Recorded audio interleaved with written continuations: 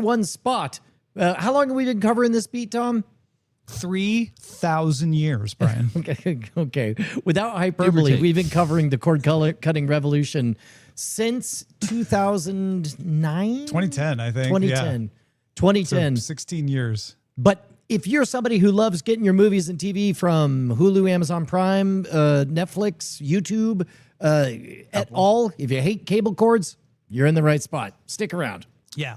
If you've ever thought, how the frack am I going to watch this thing? Yeah. I want to watch it. This is the place. Yeah. Everything from how to watch, what to watch, when to watch, and what we thought of what we just watched. What just watched. The only thing we don't talk about is a watch that tells time. That's and the only reason we don't talk about that is because Tom didn't bring the pebble. I'm really mad that I forgot to bring you that pebble. But if you're somebody who does podcasts, go ahead and give a listen. Just search RSS feeds for Cordkillers. You'll find us. Yeah. Or your podcatcher of choice. Yeah. Do people have a podcatcher? I hear people say, in your podcast app of choice.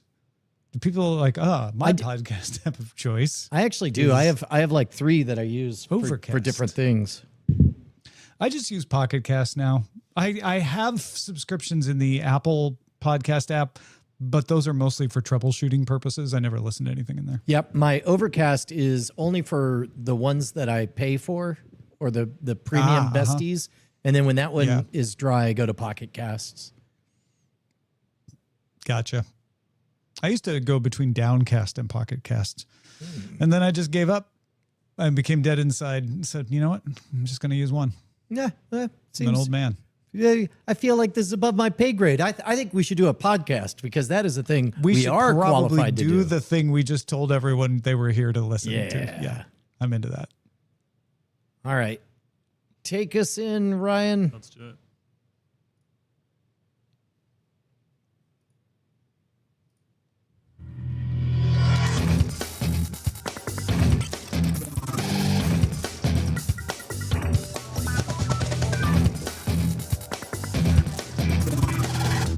Welcome to Cordkillers. The world of entertainment is turned upside down, and we are just trying to find out how to watch what we want, where we want, whenever we want. I'm Tom Merritt. Brian Brushwood is here with me to help us find the good stuff. Indeed I am, Thomas Merritt. Man, what a great trip it was having you out here. I guess It was wonderful. We recorded the episode last week early, and then we spent 3 days together teaching a class, and then you bugged off, and now I feel like you've been gone forever. Far too long. I know. It's crazy. It's both. Like, as soon as you got on, I'm like, oh, hey, I was sitting right there not that long ago. And Brian looked like that when I saw him in real life. Hasn't been that long after all. But I'm off on another trip this Sunday too. It's like travel apocalypse for me these days. Yeah. I have to fly over an ocean. Oh, well, let us know what you watch on that trip. Oh, I will indeed. And we've got some special episodes coming up for the next couple of weeks that are really good episodes to save and refer to later, as well as share with friends and family, because we're going to dig in 1 week into the services you use to watch things, and another week in the hardware you use to run those services on. So it's, kind of stepping back from the news of the week a little bit to do those. So keep an eye out for those in the next couple of weeks. Meanwhile, today it's time for the supply run. Supply run, supply run, supply run.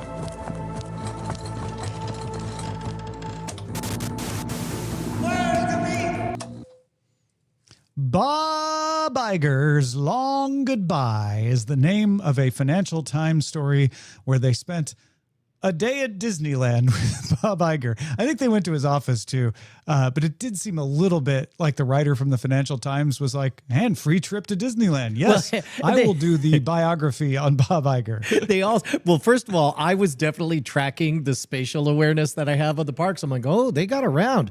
They went to a lot of places. And then there's this moment where the author says, hey, by the way, can I get into Club 33? And I was like, man, you're just asking for all of the perks on this one. Yeah. I'm pretty sure he went on Pirates of the Caribbean because he talks about, how historic and everything it is.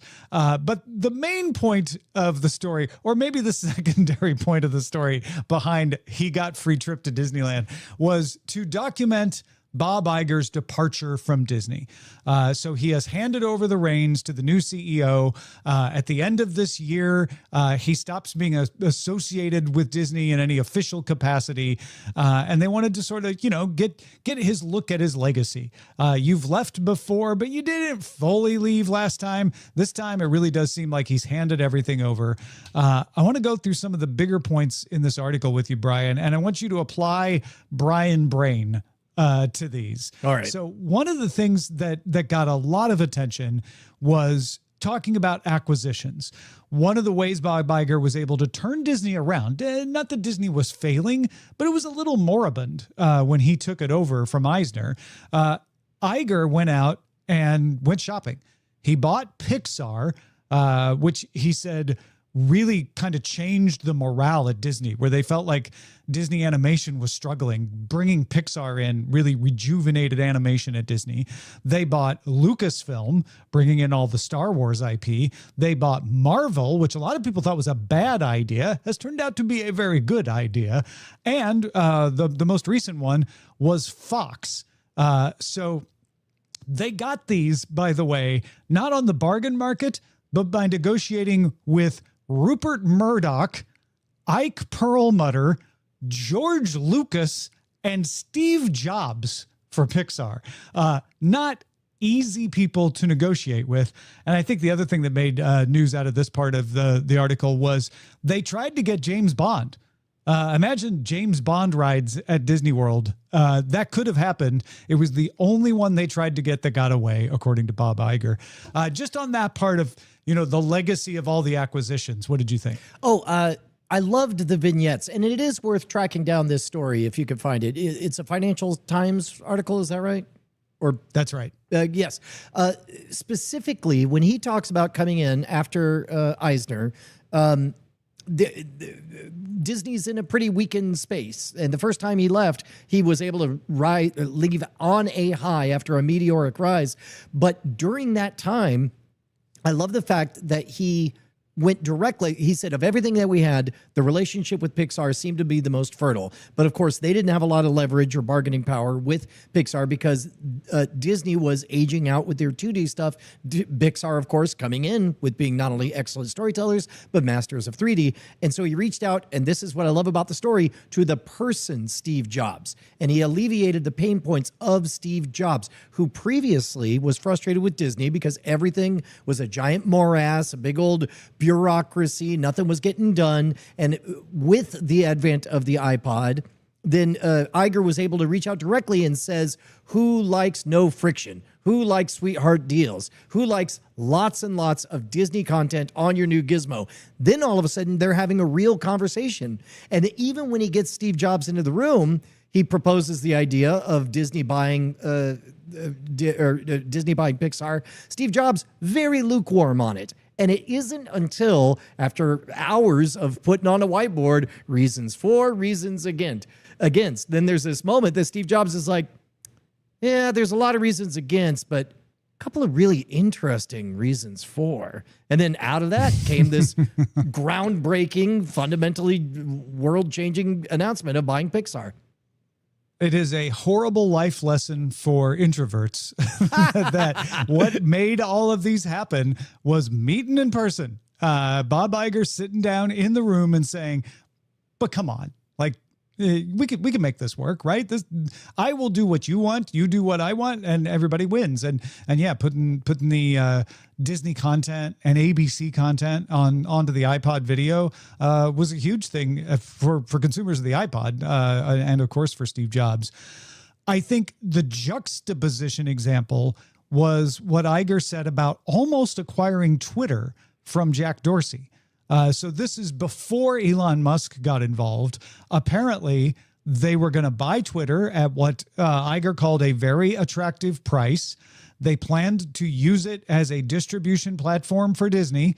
They were just going to start flooding the zone with Disney content. But on the morning the deal was meant to be finalized, he got cold feet because he worried that it would be, quote, a horrible distraction. A, do you think he's right? It would have been a horrible distraction. And B, what do you think of him just at the last minute on a gut move saying, no, we're not going to do it? Well, how help me on the timeline of this. Do we remember exactly when this was? This was pre-pandemic, right? I don't know that it was clear from the interview exactly when, but yes, it was because definitely. If I'm just making stuff up, there's a different story that happens before the pandemic and after the pandemic. Maybe. Yeah, he doesn't say when it was. It just says from Jack Dorsey. So it was definitely when Dorsey was running the place, which gives you a time frame. Let's be charitable. Here's the sunshine scenario. It's 2017 and Twitter is kind of the dawn of a new era where it essentially represents everybody having neat, fun conversations. There's a little bit of a cancel apocalypse happening and people are beginning that. I wonder if it was the beginning of that mob mentality that he was able to sniff out. The possible end stage toxicity of social media. Dorsey was in charge from 2015 to 2021. I assume he probably wasn't shopping it in 2015. So it's a good bet that it was towards the 2020, 2021 side of things. And I'm going to say that was a really good move on his part to not buy it. Probably. I think I understand why he thought about buying it because Disney running Twitter, we'd have an entirely different Twitter now. It would be called Twitter still, and it would be accused of being too commercial, et cetera, but it would have drawn Disney into the world of moderation and everything that Disney as the brand certainly wouldn't want to be involved in, and Disney as the company wouldn't want to be distracted by. It really would be a walled, polite garden. I suspect it would be a lot like the experience of actually going to Disneyland, where at the end of the day, this is their park and you will be pleasant or you will be ejected. I don't know, man. Now you made it sound pretty good. I know. The happiest social media on earth. Yes, I think it might have been. I think now, would it have been a marketplace of ideas? Would it be the town square? No, it would be none of those. It would be a very polite, pleasant way to exchange pleasantries. But ultimately, I suspect incentives would draw it into exactly the black hole that Facebook is in now, where it's just like, I think it would have its own social reckoning, so to speak.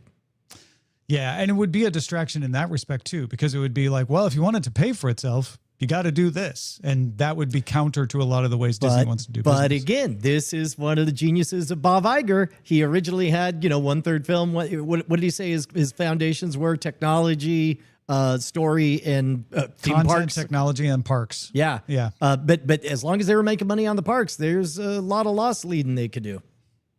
Yeah. They talked internally about trying to merge with Apple. I definitely heard a lot of people across my career from CNET to Twit to now saying, Disney ought to buy Apple. Apple and Disney ought to merge. And I imagine every single one of those conversations started with someone at Disney floating the idea to a reporter so they could see what everyone said about it and see what Apple's reaction was. The FT story only says that Apple didn't show much interest. And in my entire career, every time I saw this floated out there, I said, sure, Disney could buy Apple. That might be a really good thing for Disney. I don't think Apple wanted to be part of Disney or buy Disney. I still don't think that to this day. I don't think Apple really wants to run a theme park. Maybe it does, maybe it doesn't. I could be more surprised on that.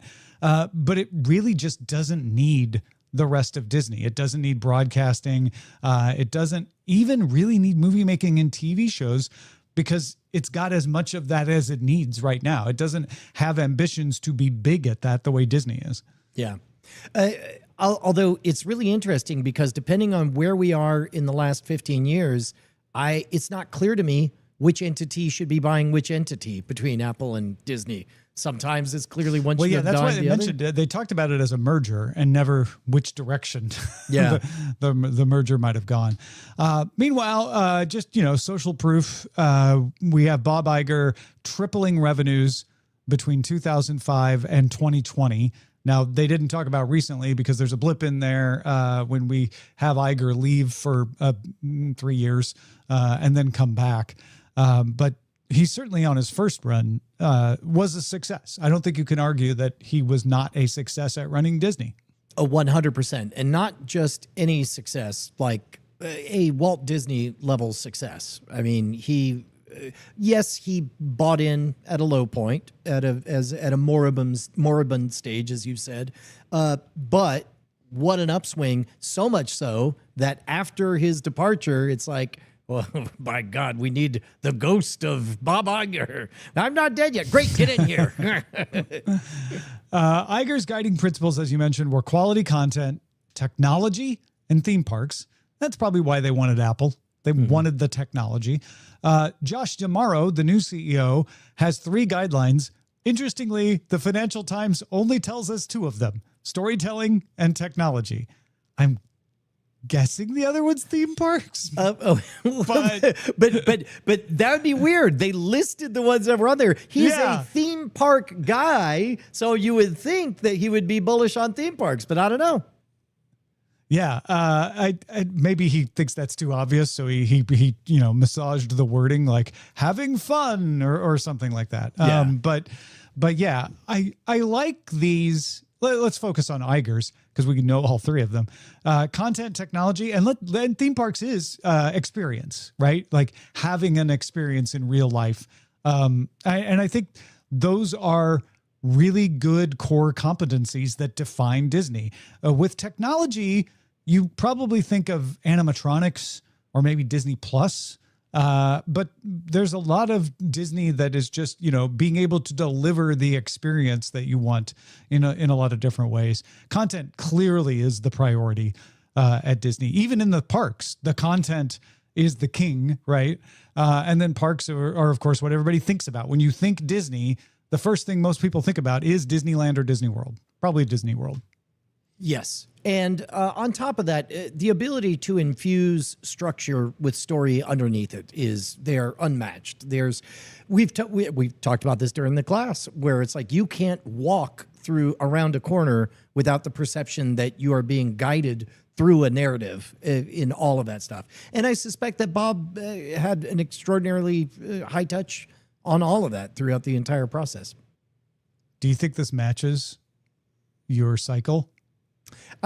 The parallels did not escape me. If your fundamentals are essentially story, and then instead of what I would say attention, I would say the mechanics by which you can get your story in front of someone. In other words, AKA the means of distribution technology, and then an opportunity to let people balance the scales by spending a lot of high margin money with you. For example, on a pilgrimage to a theme park, that would be an opportunity for sales so that you can reinvest that into money, into story. Yeah, I see it.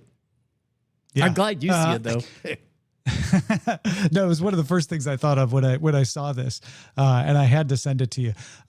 We're going to talk about the Comcast thing of them splitting into 2. Don't get us wrong. We're not going to spend the entire show talking about this, but with Iger on the way out and definitely making news by saying we almost bought Twitter and we tried to buy James Bond and it got away. Certainly making news this week as well. Overall, this piece was well written. Jokes aside about the person getting a good Disneyland experience. I don't begrudge it to them because they wrote a good piece. What did you think of it? I thought it was great. I don't normally... I was fearful when I began it that it would be an inside baseball fluff piece, but instead it was a great introduction to what previously has been just the name of a character. Like we're calling balls and strikes, like they're putting in Iger, on defense or whatever. It was neat to get a sense of the real person and how beloved he is.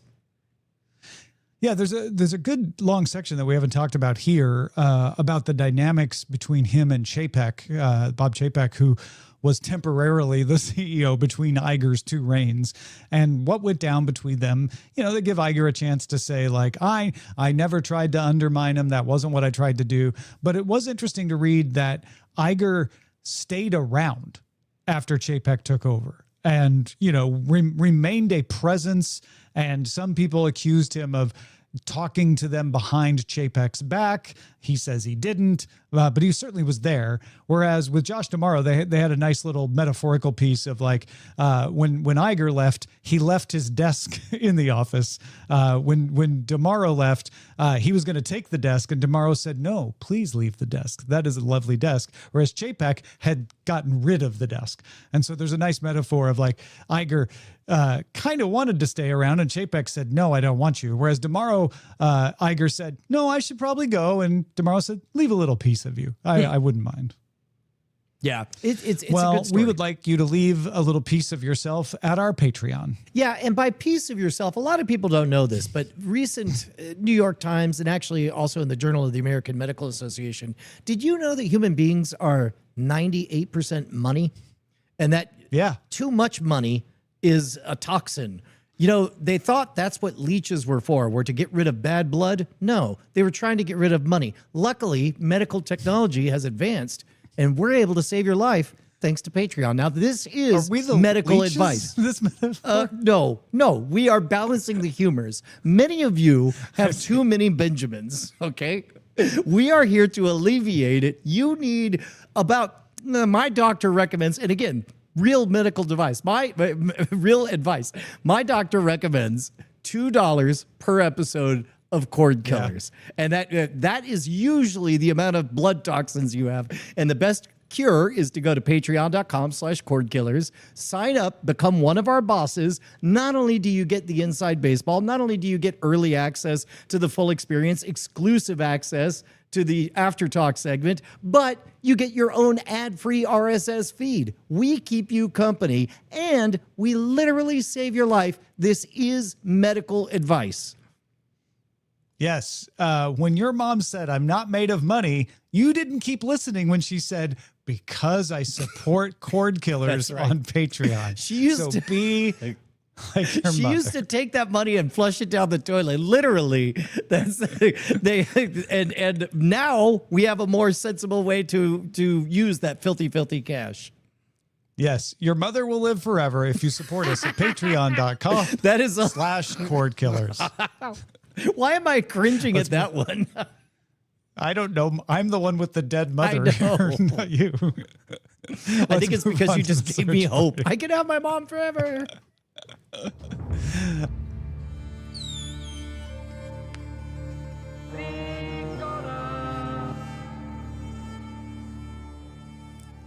Brian, you ever watch Hot Ones on the YouTubes?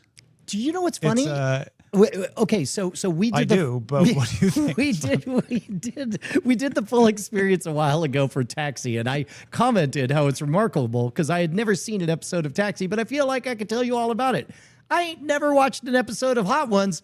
Pretty sure I know it 100%. I'm not just through osmosis. Explain Hot Ones as someone who's never seen it. Explain it. I bet you nail it. Okay. So in comes, first of all, big celebrity with definitely a big project to promote. So big that they're bravely doing Hot Ones, in which they get past those surface level promote your movie questions. And then because you're in physical pain, you give interesting, authentic responses. How authentic or interesting are they? Shut up. It's YouTube. Don't ruin the magic. Really, I would have accepted celebrities eat hot chicken and talk as an answer. That was way more quality in the answer than Never seen an episode, Tom. Never seen an episode. Can you believe it, folks? Well, the reason we're talking about it is Netflix has ordered Hot Ones Extra Heat, a spin-off of Sean Evans' talk show. Basically the same premise that Brian just explained, but on location instead of in a studio. The series will launch after Netflix's live stream of the Home Run Derby on July 13th. It will feature Will Ferrell, Fortune Feimster, and Jimmy Tatro promoting their new series, The Hawk, which we have mentioned previously on Cordkillers as well. I think this is a brilliant, elegant solution to a societal pressure that I bet you weren't thinking of when you read this. This is how you solve. We're going to only see more and more of this. If you can do a thing on location, then you're going to do it on location. If for no other reason, to just quiet down the sameness and the staleness of being in studio, that artificiality. We're not going to say the word AI associated with this if I'm them in this scenario, but you won't even pause to think about AI or overly polished production because it's authentically, verifiably this person. Again, bullish on real humans doing real things. Yeah, and that's interesting in the light of the fact that the other standout reason for doing this is Netflix is taking a YouTube series and putting it on Netflix, right? So they want to avoid two things. They want to avoid one, people going like, well, I can just watch that on YouTube, right? So they want to make sure it looks different. So you're like, oh, no, these are the Netflix episodes. And two, they don't want to be accused of just doing the same old thing. Like, well, no, it's the Netflix version. It's special. And for reasons you just explained very well, putting it on location makes it seem special, right? If they're at the home run derby, or in a ballpark anyway, they don't actually have to be live at the home run derby, but they're in the ballpark where the home run derby is played, recorded a few days earlier, then that all makes sense. That all works. Yeah. King of the Hill season 15 will debut all 10 episodes on July 20th. Did you remember King of the Hill was still making new episodes again? Yeah. As a matter of fact, there's a bit of the tragedy of the John Redcorn voice actor dying, and I literally don't know if that was this season or are we on another season past that one? I don't know. Too far outside of my ken. No one can know. Nobody can know. Tell. I have too much money in my blood, Tom. I need to I need to be leached. You have a money deficiency. Yes. Well, I mean, it's an infusion. I need an infusion. Yeah, you need an infusion from people who are removing it for That's toxicity. True. That is true.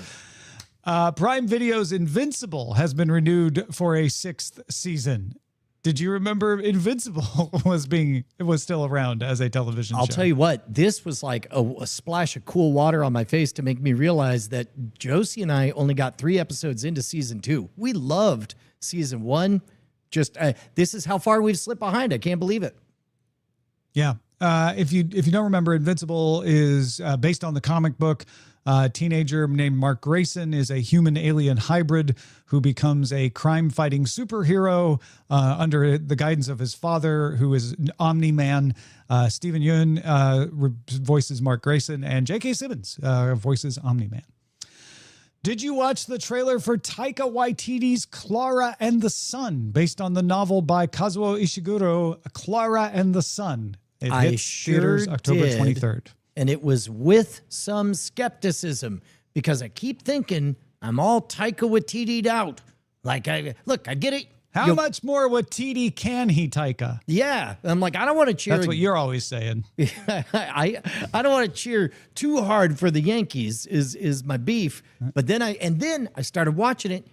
Opening words of the trailer are, "You're an artificial friend," and I'm like, "Oh my God, are we doing yet another meditation on AI? This is I'm not here for this. This is a real life thing that we're all living. I can't imagine." Next words out of Poker Face's mouth, Natasha Lyonne, are now AIs our artificial friends aren't as popular as they used to be, and in fact, everyone kind of hates you. I was like, get out.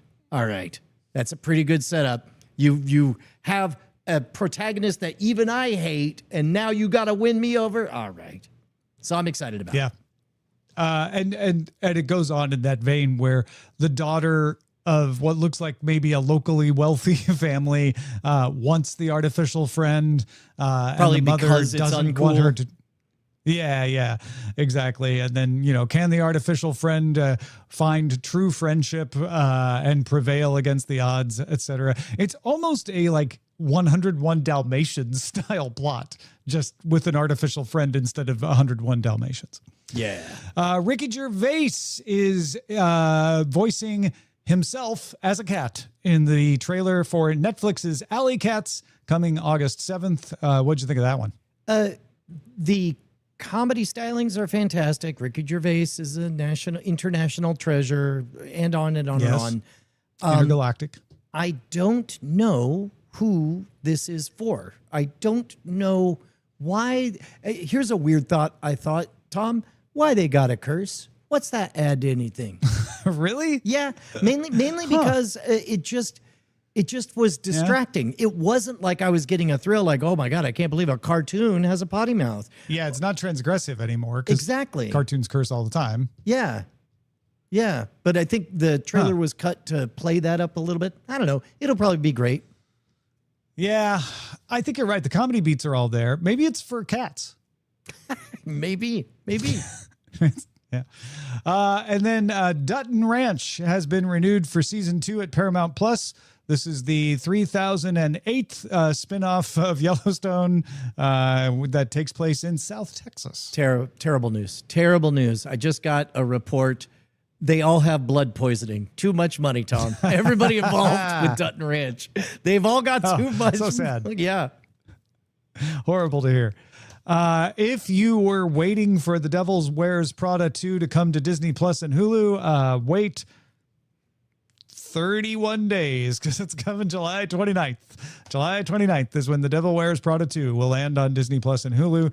And A24 is re-releasing Backrooms into theaters with 15 minutes of bonus footage. Starting on July 3rd, Backrooms Everything Must Go edition will have a theatrically exclusive post-credit scene with additional footage from Kane Parsons, the 20-year-old director. Did you watch this one, Tom? I haven't seen it yet. Have you? No, I haven't, but Josie liked it a lot, and I wonder if it's one that would stand up to repeat viewing. And it might be the kind of thing where she liked it enough that she's just hankering for an excuse to drag me to go. So I'll be curious to see if she organically brings this up. Yeah, especially because, there's a reason to go and see the extra 15 minutes, and my dad hasn't seen it yet. So, yeah, I could see that. All right, let's move on to the buried treasure. Most people want to know why they suddenly got rich. Buried treasure.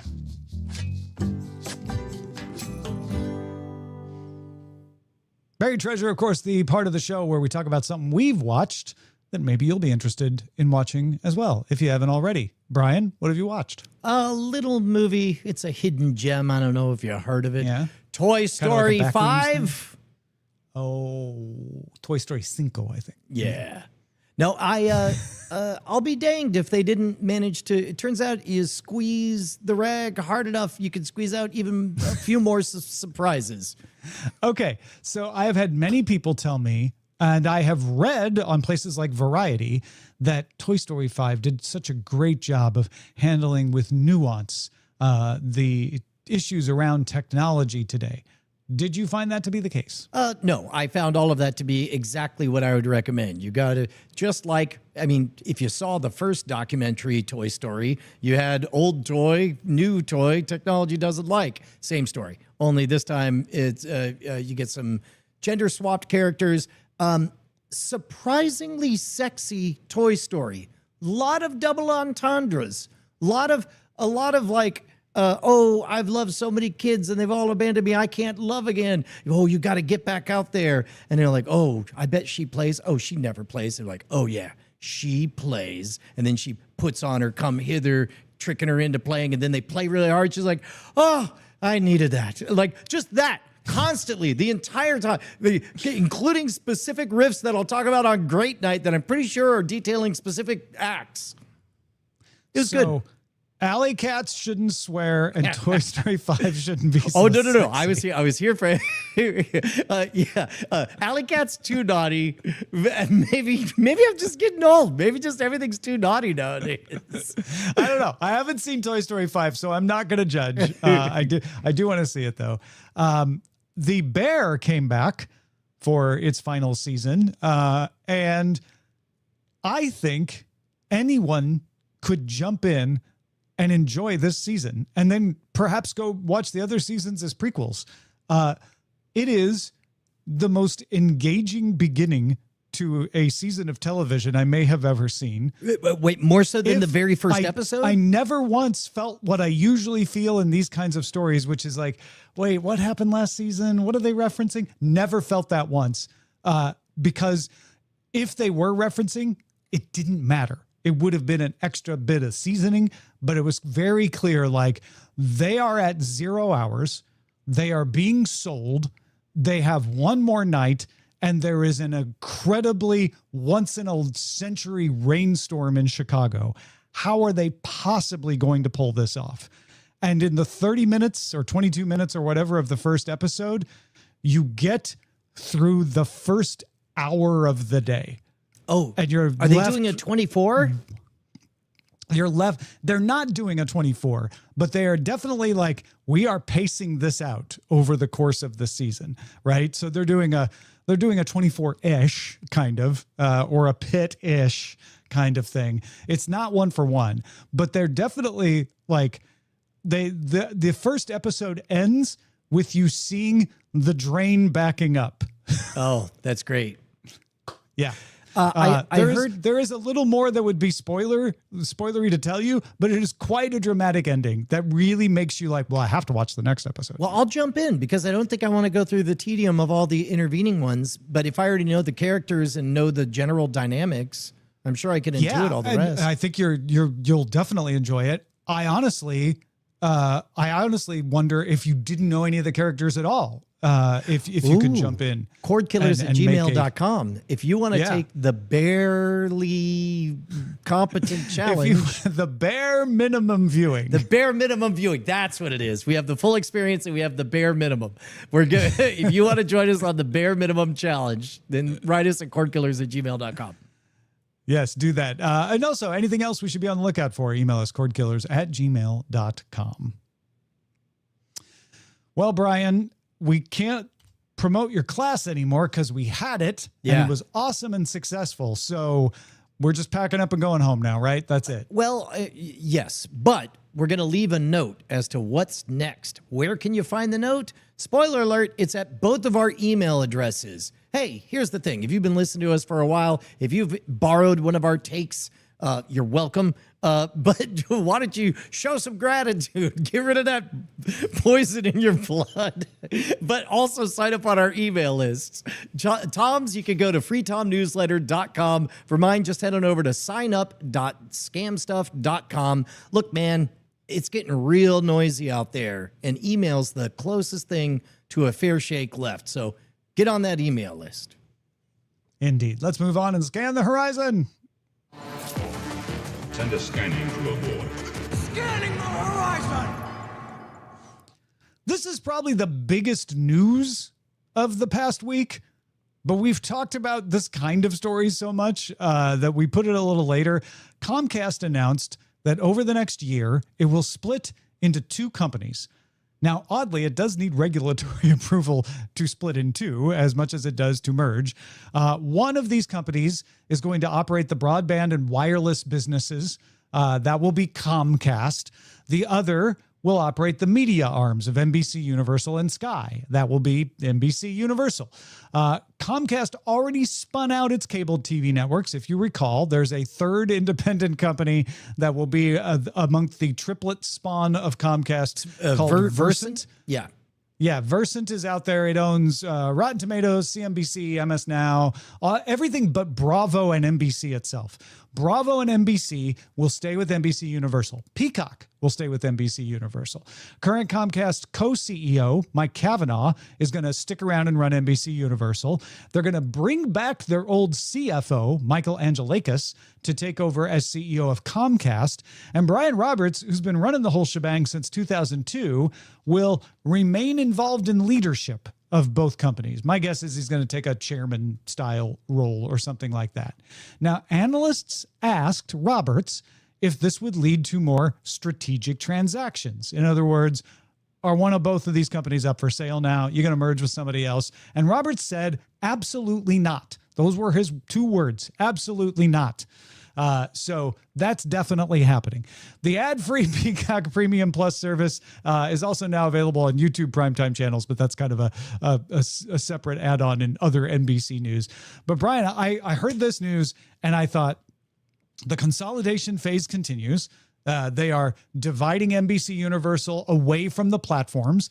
That is something that we saw AOL do a long time ago when it sold off Time Warner to AT&T, who tried to make it happen with Time Warner and then sold it off to Discovery. We are no longer in a world where it makes sense to run the pipes and the content together. And Comcast has realized, like, hey, that was a great idea when we did it 20 years ago. Doesn't work so well anymore. Let's divide these off so that each company can independently pursue things. It also reminds me a little bit of Viacom splitting CBS and Paramount apart into Viacom and CBS. Those two eventually merged back together.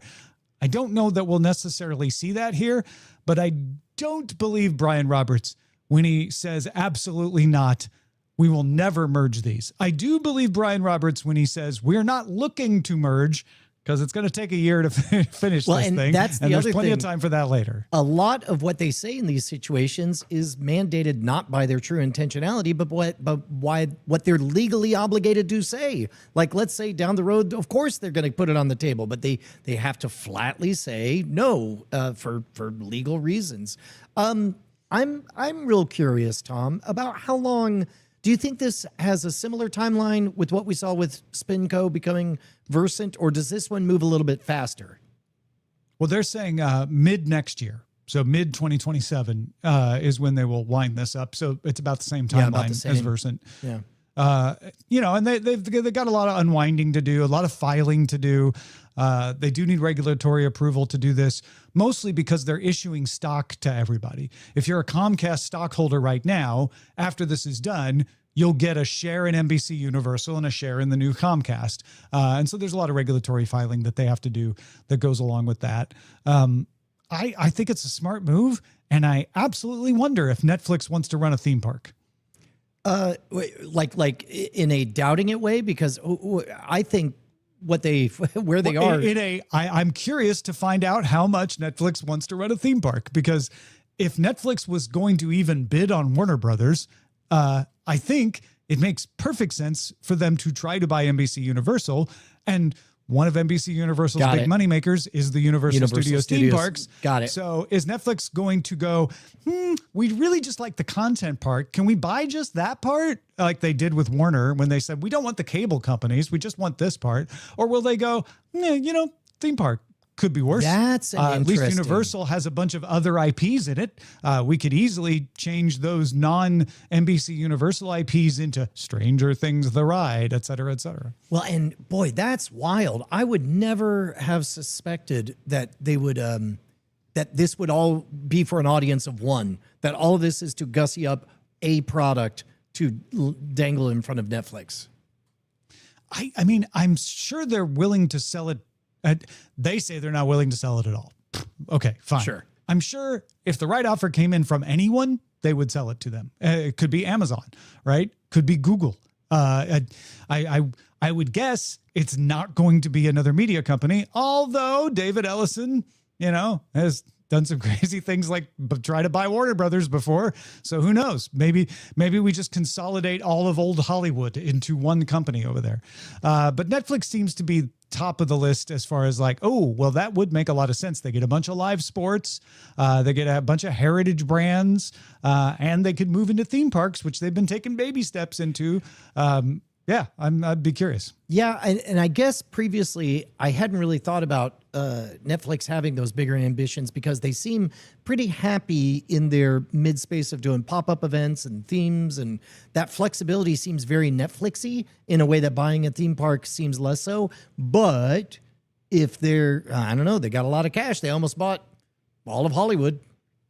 Yeah. I think you're right. I don't think they would want to get into the theme park business now, but if they bought all of NBC Sports and the catalog of NBC shows and got a theme park, they'd be like, yeah, we could probably do something with that. What I wonder, though, is if the investors, if the stockholders are going to tell Netflix, don't you dare, because they were not happy about them trying to buy Warner Brothers, and the stock has remained a little bit lower ever since that deal fell apart. So I can imagine it would take some convincing for Netflix to get its stockholders on board. Yeah. Speaking of Netflix, each Netflix profile must now have its own email address starting on June 15th. It is rolling out, so you may not have run into it yet. The email requirement does not apply to any profiles designated as belonging to a child, but if you have a profile on someone else's Netflix account, if you haven't already, you are eventually going to be asked, hey, you need to put an email address in here.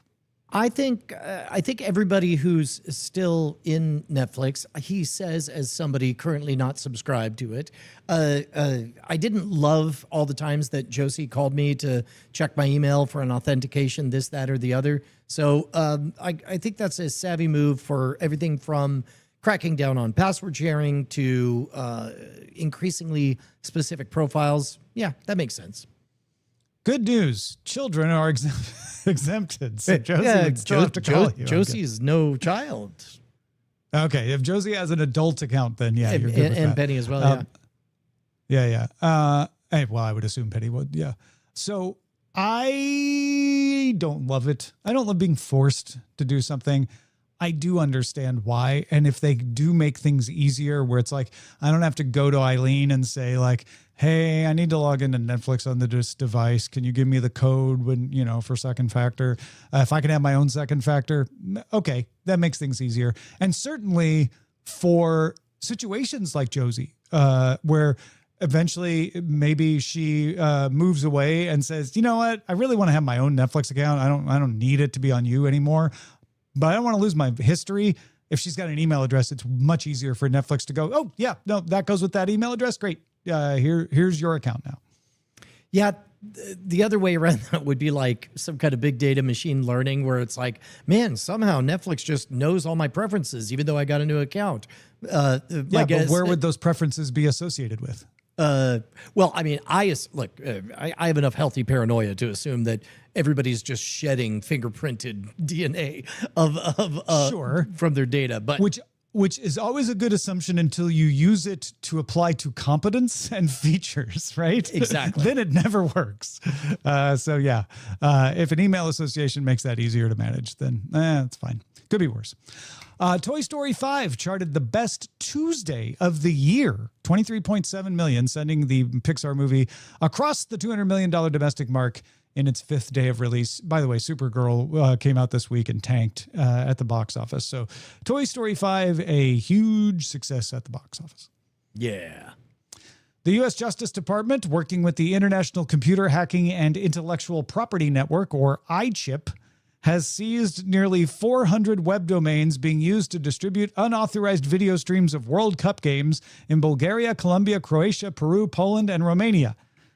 And that's it. No one can illegally stream World Cup games anymore, Brian. They did it, boys. They did it.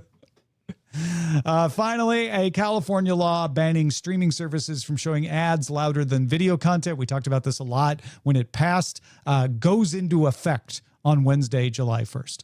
So all that stuff we talked about in the past now goes into effect, and all of those streaming providers can now gnash and grind their teeth that they're not actually in control of your experience half the time on a network, but okay, I guess California is going to punish them anyway. Yeah. Yep. Shall we hold on for the chatter then? Yes. You've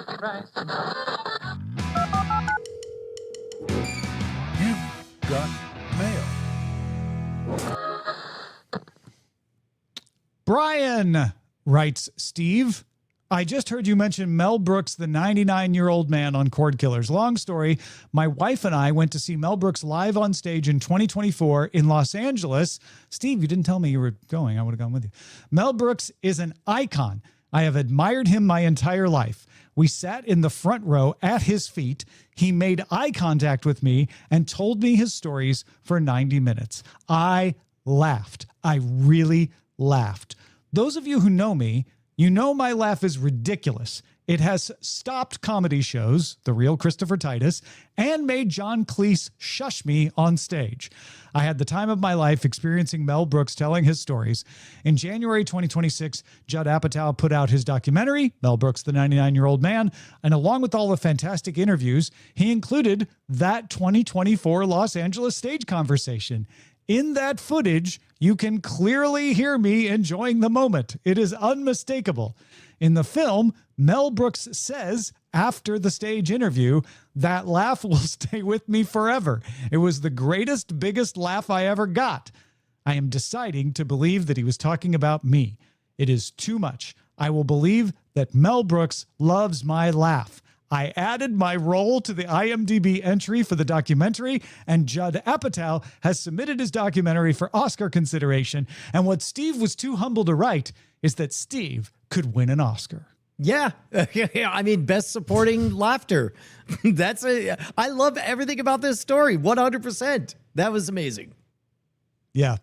Then Brian wrote, "This is interesting. I don't know where it goes." And it's a link to a subreddit of IMDb movie ratings by genre. Like quite literally, we're going to put on the screen. This is all I got out of it. Is there's a channel that, let me get the name of this guy. His channel is called Right of the Bell, and he does statistical analysis. So in this case, the video is called I'm Moneyballed Hollywood, and he dove into the IMDb data, review data, in a way that that reminded me a lot of the way we do the full experience. So if you like that kind of statistical bent to it, then maybe look up that channel and watch that video. Yeah, and basically horror, sci-fi, adult, and thriller are the top 4 rated genres. Documentary, news, game show, and biography are the worst. Wait, are those look like lowest rated? Because it starts with 1 on the left. Oh, wait, did I have it backwards? Yeah. Is horror the worst rated? You're right. Yeah, I had it backwards. There's a lot of bad horror bad movies. Infographic design because he put horror at the top. But you're right. I didn't look closely. News, documentary, game show, and biography are the highest rated on IMDb. Horror, sci-fi, adult, and thriller are the lowest rated on IMDb. Wow. Okay. The one that stuck out to me was the reality TV, just how all, like, there's almost not a bell curve to it. Yeah. And then Ryan in Minneapolis, thank you for all the suggestions for the full experience. We are going to put those in the full experience and refer to them from time to time, or maybe an after talk when we're looking for ideas for what to do on after talk or what to do on the full experience, which, by the way, this week is a very special episode about V, the original miniseries. Yeah, dude, a double-side episode. Enjoy. We decided, Tom, that we thought it would be best to give one big double plus. So we heroically, Tom, watched all 4 hours of this miniseries this week, despite our busy schedules. Not all heroes wear capes. Those are the reasons that we're going to talk about the entirety of V. I had the World Cup on the screen and V in my ears and eyes. That's how I did it. Our website is cordkillers.com. Our email address is cordkillers@gmail.com. And we are live on twitch.tv/Night Attack and youtube.com/Modern Rogue Tuesdays, 5:30 p.m. Eastern, 2:30 p.m. Pacific. I reckon we'll talk to you next time.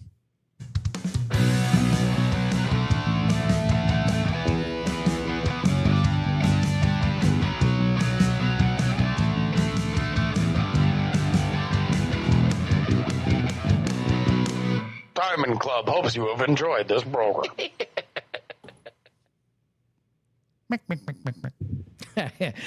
All right.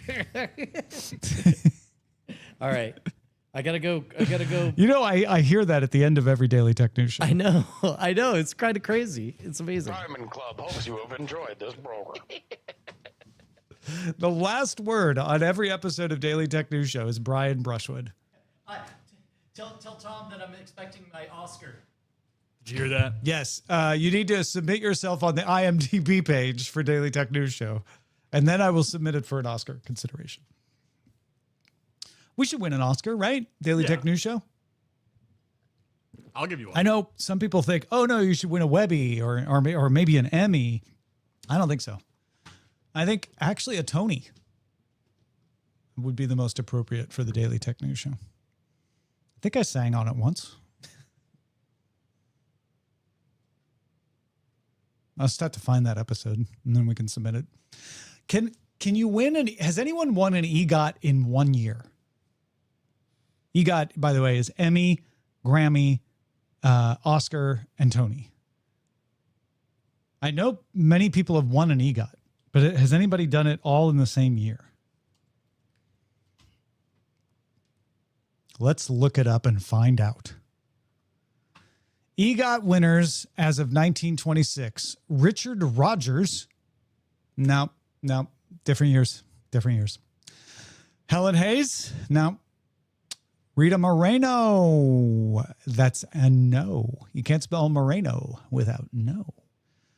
John Gielgud, not good enough. Audrey Hepburn, sick burn. Marvin Hamlish, nope. Jonathan Tunick, too late. Mel Brooks has an EGOT. First one in 67. That's the Emmy. And then 98, 69, and 2001.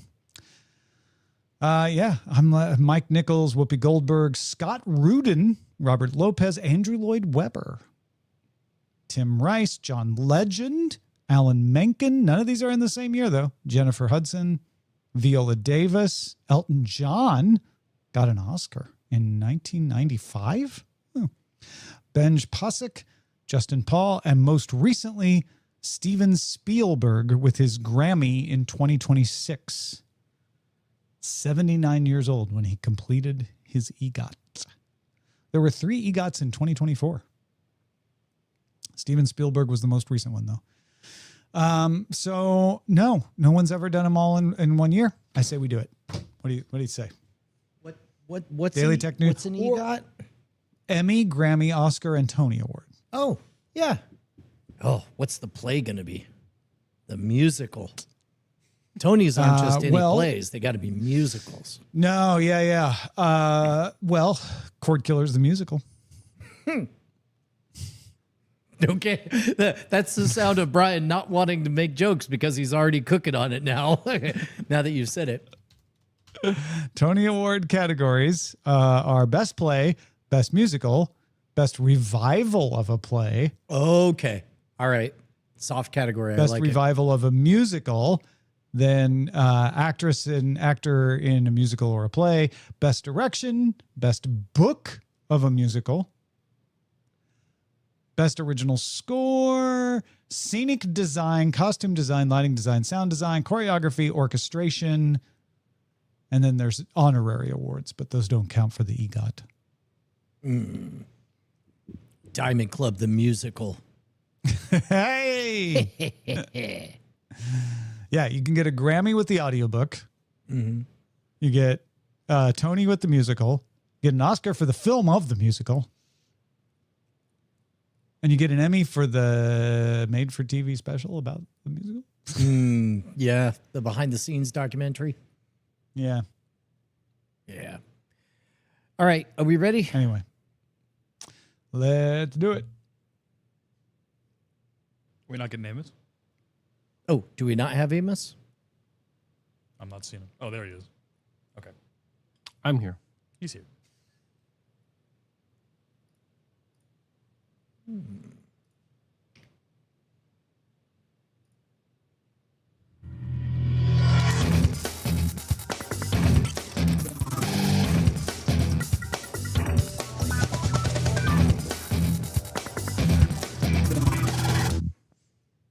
Ladies and gentlemen, welcome to a very special episode of The Full Experience. Now, normally we watch the first, ultimate, lowest, and last episode of a television series to get the gist of the entire series and test to see, can we get along as if we had seen the entire series? But this week, we decided to be heroes. We watched the entire original miniseries, V, which first aired May 1st, 1983. I'm Tom Merritt. This is Brian Brushwood. Hey, man. This episode of The Full Experience is dedicated to resistance fighters, past, present, and future. I thought that was a real interesting opening. It was really great. I don't know. Take us in. What do we want to say about V? Yeah, so this is interesting. We were going to do it in 2 parts, but we decided to just knock it all out in one. So we watched parts 1 and 2. V, the original miniseries, tells the story of aliens arriving, which in 1983 was kind of, Project Blue Book was a TV show on the air. E.T., was out. Close Encounters had not been out that long ago. Star Wars was hot. So people were like, oh, aliens are cool. Aliens show up, but as it turns out over the course of the story, they are not here to help. They're here to steal all our water. And in the meantime, they're going to use humans as food. So not the coolest people you'd want, but you don't know any of that until like the waning minutes of the miniseries. It's all slowly unveiling these smiling people who look just like us, who only want to help. And then we see their manipulations as they take various tactics to manipulate public opinion and get people not to question them, not to resist them. And of course, several of our heroes fall on the wrong side of the visitors and start a resistance. I'm astonished at how well it holds up. And I'm really astonished at how good the acting was in it. It massively over-delivered. I think I sent you guys, I poked around on the aspect ratio. The first thing you notice if you watch the HD streaming version is that it's 16:9. It was shot on film. You are seeing some of the safe frames cut off the top of the bottom. I did catch one moment near the end where a character says, hey, and gets the other one to turn around and you don't see her do anything. Down near the bottom of the screen, she was flashing the V sign, I believe, from context. But outside of that, I think the widescreen framing really plays well, and it plays like a movie. They are doing a beat for beat, thinly veiled fascist allegory for the invasion of charismatic aliens as I don't know, Nazi stand-ins. Yeah, the symbol, I don't know if you noticed, the symbol is basically a swastika, but two of the arms have been turned into dots. So That's that correct. it's not a swastika, but if you fill in the blanks, it's a swastika. Yeah. And, but what's fascinating is that each of the vignettes really stand on its own. So we begin with, I don't know, some El Salvadoran village or some kind of Central American conflict. There's guerrillas. We have our media stars there. And then everything is engaging enough. I mean, it delivers real action out of the gates, you know, better than A-Team stuff. And then all of a sudden everything stops when, picture the iconic scenes that you remember from Independence Day. V did them all first. Now, granted, did them on a significantly lower age budget that did not age as well as all of the acting did. But starting now, you just have a series of these little pixel vignettes. A journalist who's trying to make his mark on the world, an old flame rekindled, somebody trying to make a scientific advance, somebody who is at the next stage of their career. And all of a sudden, in objectively the most important scientific moment of all time, everybody is jockeying for new positions. And there are and there becomes, strangely, the war of stories is the most important thing. And you see, for no reasons that are spelled out, you see maneuverings. By the time we get to the end of it, Tom, I loved the dreadful sensation that this was a well-practiced routine among these lizard aliens. And boy, do they do a great job of refusing to give you details that you can hang on to with your sci-fi brain. They don't say what the chemical is. They just speak in generalities. They talk about their leader. They don't say what he is. They refer to, they've been defeated once before by an enemy. And in that broad shadow casting is brilliance. Where V is at its strongest is when it is the most human. I got choked up when they're reading the letter from the grandfather figure. I got choked up when the one street hustler loses his brother, the doctor, the one who's supposed to be the good one. Those performances were great. Yeah. I mean, we got real stakes. When the doctor died, it was like, oh, you know, now it's 1983 and the black guy dies, right? Like that is a trope of that era. It's one of the few parts of this that I can hang my hat on and go, yep, okay, that's an 83 thing. Most of it is fairly neutral to time period other than the special effects. I found the acting to be a mixed bag. I think you're crediting the whole cast with some excellent acting from a few in the cast. Yes.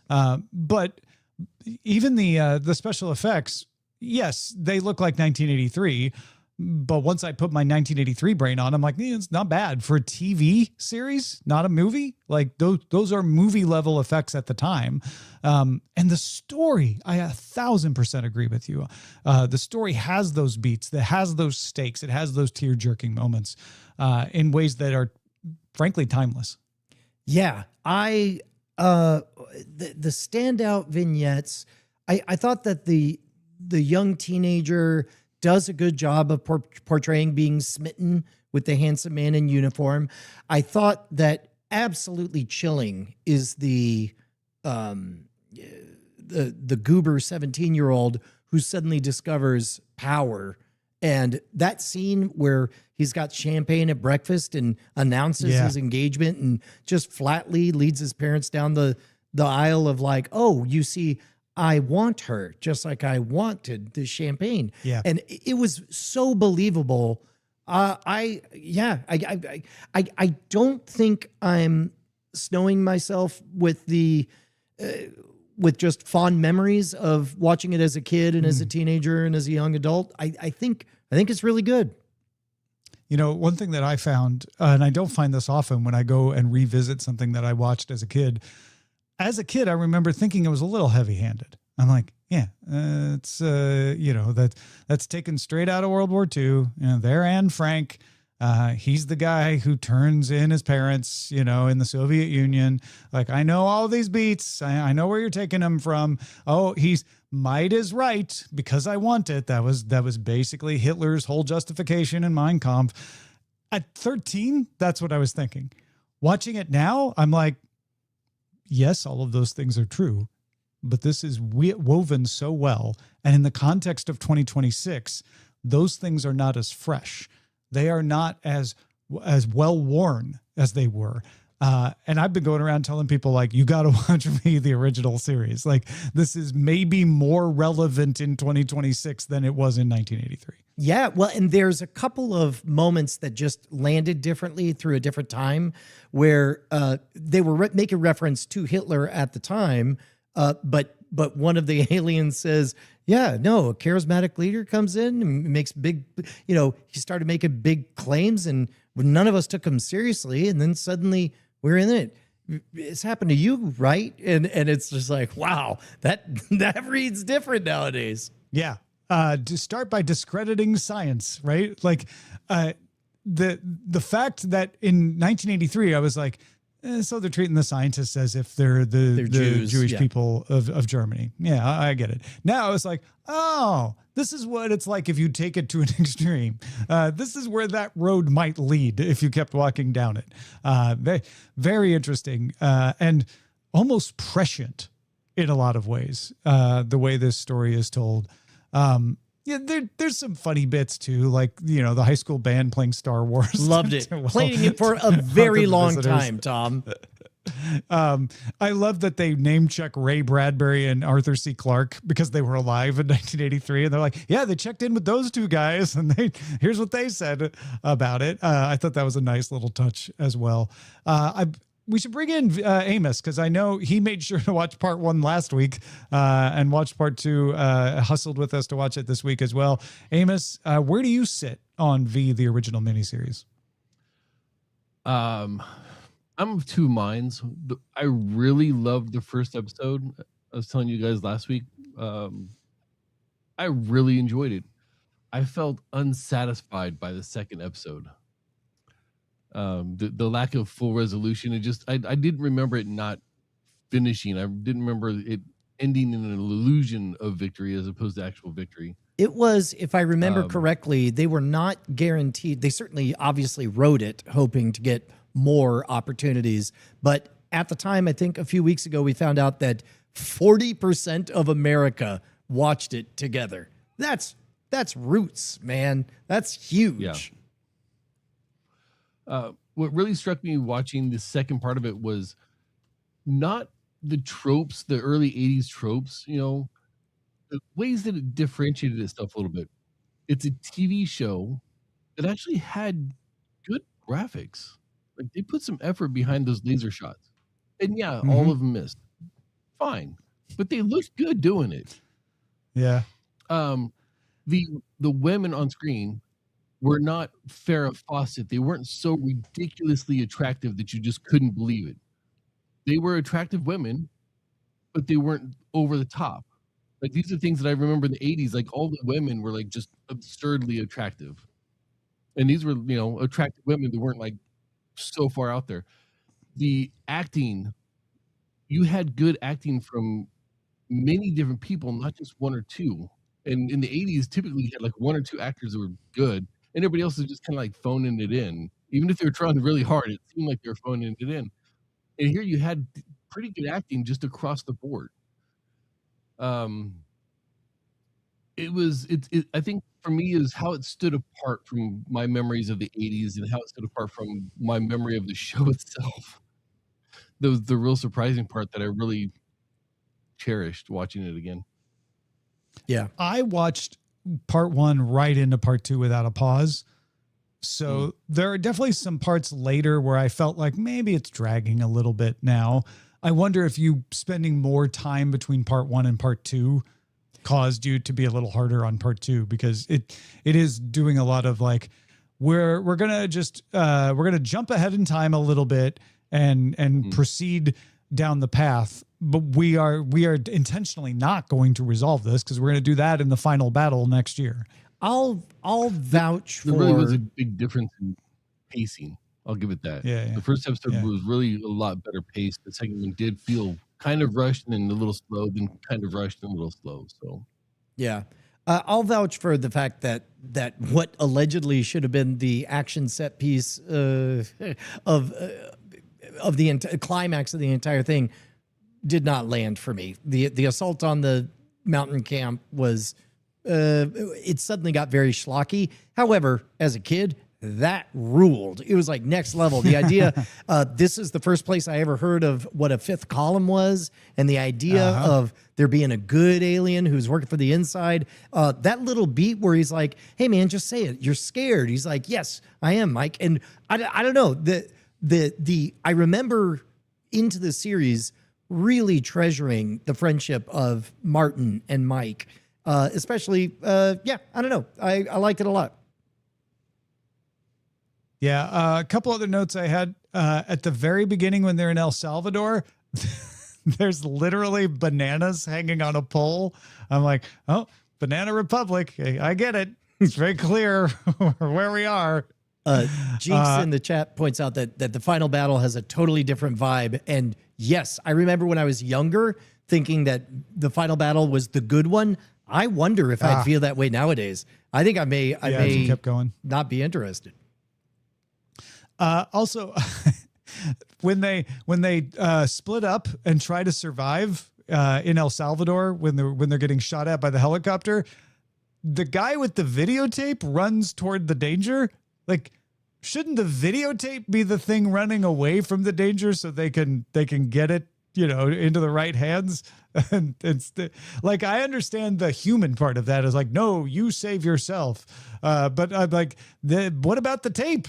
If you get destroyed, that tape is the whole point. That's the point you were there. Anyway, that was a very minor point. Also, the mice panicking seemed a little silly in retrospect. Like all the mice in the labs are going crazy. Like the mice down in the labs wouldn't really be afraid of the lizards in the spaceship miles and miles above them. Well, yeah, okay. So these, I don't know, psychic vibes. Like they hint that Diana has like hypno powers, like she's mind controlling. All right. So sure, it's like maybe. She was leaky. Her hypno powers were leaking out. I don't know, like they just radiate lizard vibes. By the way, it doesn't ruin anything. But when it happened, and I already know why it's happening, I'm like, oh, that's a trope that works really well when you don't know why it's happening. But when you think about it later, you're like, but then again, why would they be panicking at this point anyway? A similar thing happened for me, Tom, when they're going through the ship. And it's like, at first I'm like, that's not bad ship design. And then once they're lizard aliens, it's like, really? There's just scales? They're just clearly scales all over the ship. All right. Also, the ship announcements are in English. Yeah. The super convenient faucet that just happens to be perfectly framed for him to smell, then feel, then taste. and it's just water. I mean, there are a that's few things that felt pretty kitschy, but yeah. I'm fine with all that. Nowadays, they just have like a line of dialogue, making sure to say it real fast, or a video on loop saying, "This or is he water." would happen across the molecular analyzer that would tell him that it was water. Yeah. Also, water. How about there's one moment that I had a hard time with is when Martin, a character who I like and an actor who's doing the best with what he's written, looks to Donovan and says, "Water, it's the most precious, rare substance in the universe." I'm like, it really isn't. It really isn't. It's just literally what everything's made of. Although, I go back and forth on that because our planet is unusual in the amount of water it has on it in our solar system, right?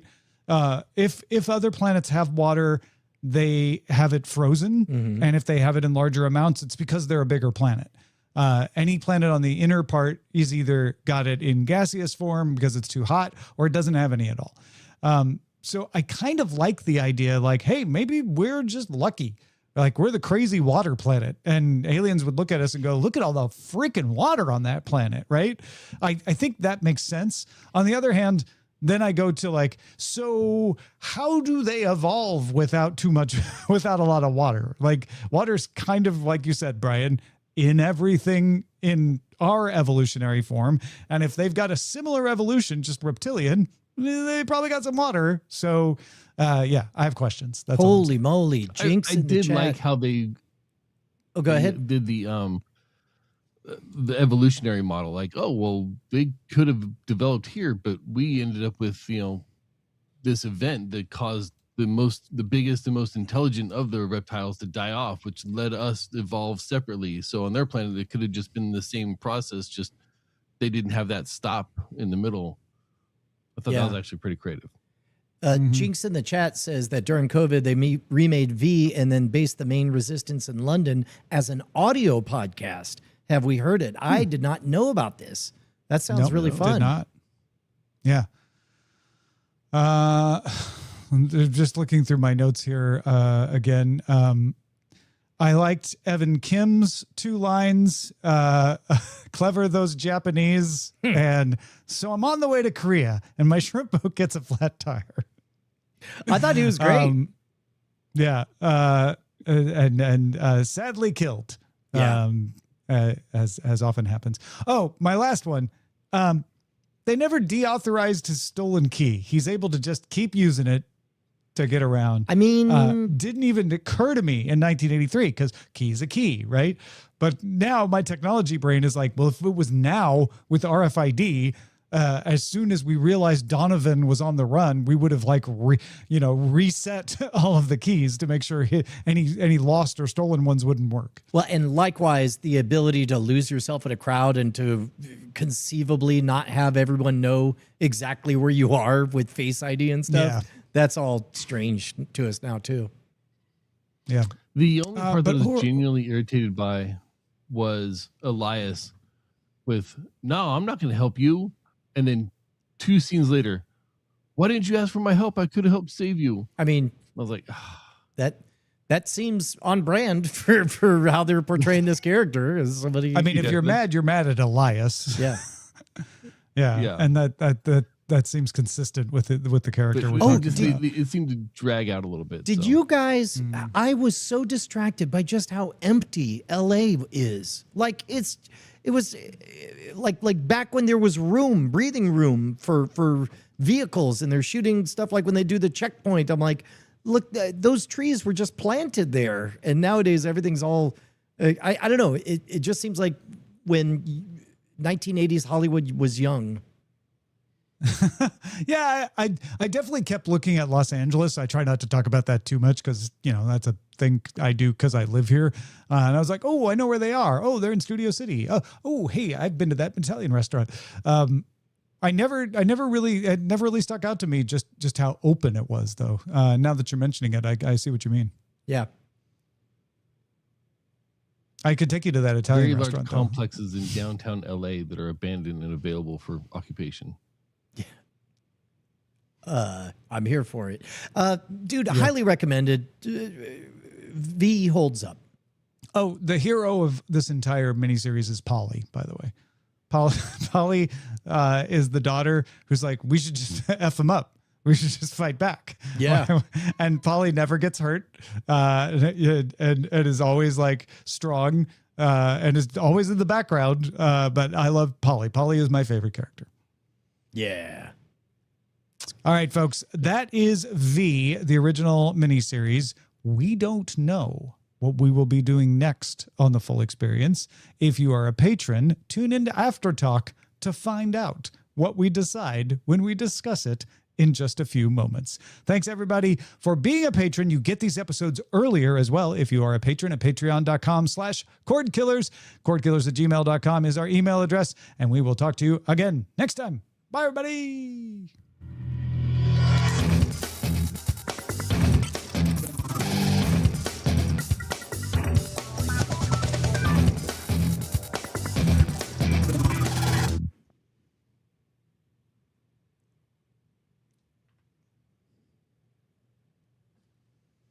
Did we do it? Adios, beautiful people. Oh, bye, live people. Bye.